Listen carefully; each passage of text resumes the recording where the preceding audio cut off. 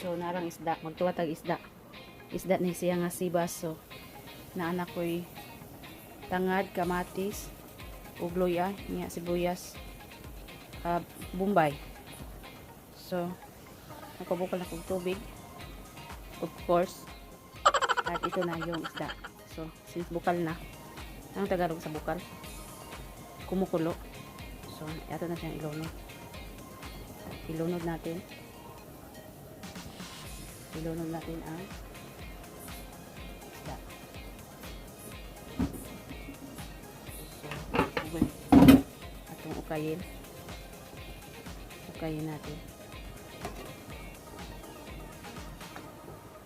Tinulang isda.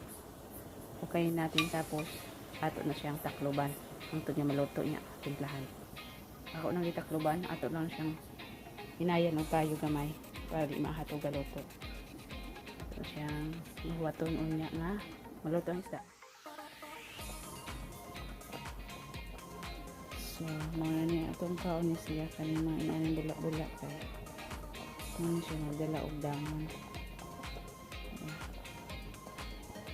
So ato na siyang timplahan guys og magic sarap.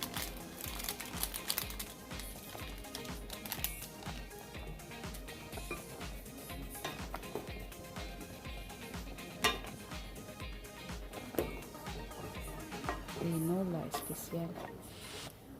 Kaon sa akong tinola.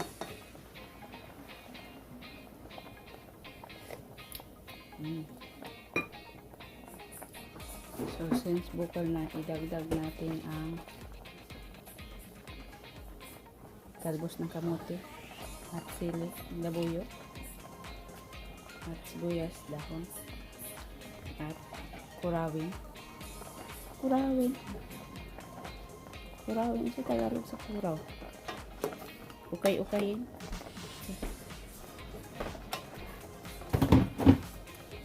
So, muna siya, tinulang isda. Isda nga, isag unsa nga isda ang klase, basta kay matula-tula na.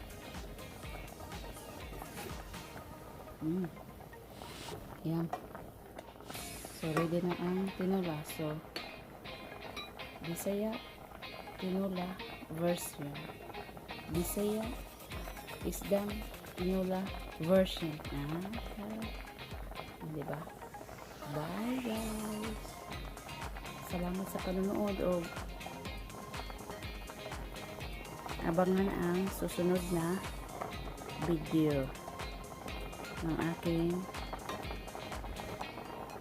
mga tinolas.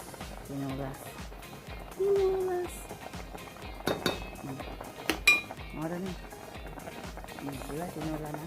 Basta maluto, tinola ko na isda. So parang malungkot si fishy fish. Kay natula, malungkot ang iyang mukha. Pero mas lalo pa itong malungkot pag kinakain ko mamaya.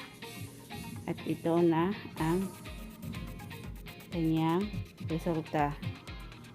Kawawa naman itong isda na tinula ko. Malungkot ang damdamin niya. Tingnan mo, nakasad face pa. So sorry fish kasi naggutom ang mga bitoks ko sa Chianers. So see you fish sa susunod.